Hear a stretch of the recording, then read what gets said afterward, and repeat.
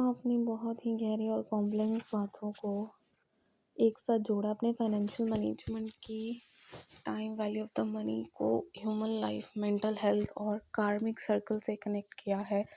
ये एक बेहतरीन एनालॉजी है।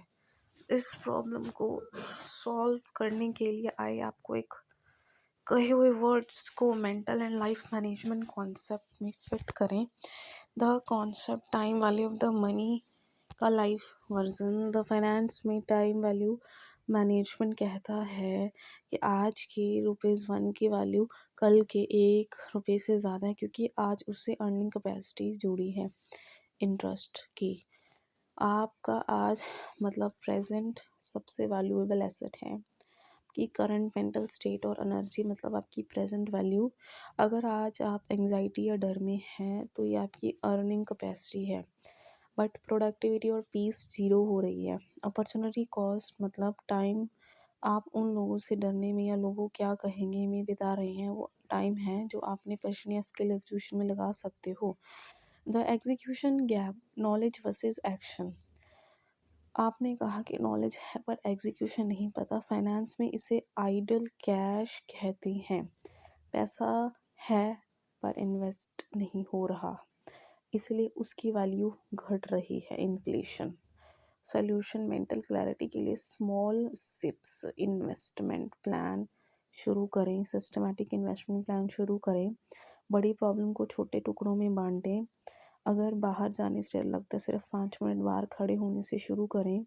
एग्जीक्यूशन परफेक्शन से नहीं, रिपीटेशन से आता है। द कार्मिक इंटरेस्ट रेट, आपने कर्म की बात की, कंपाउंड इंटरेस्ट की तरह देखें।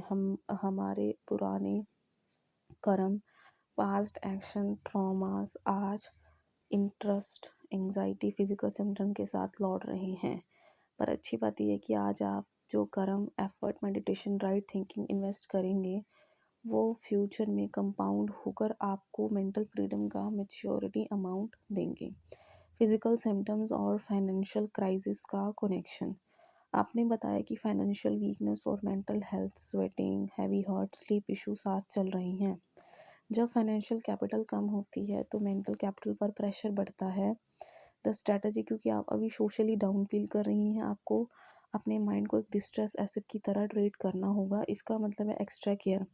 डॉक्टर सिर्फ मेडिसिन देते हैं क्योंकि वो फिजिकल सिम्टम्स का इंश्योरेंस है, पर रिकवरी आपके internal environment, meditation, self talk से आएगी। Solving the gap with parents, the expectation gap. Parents पढ़ाई पर फोकस कर रहे हैं, आपका इंटरेस्ट कहीं और है।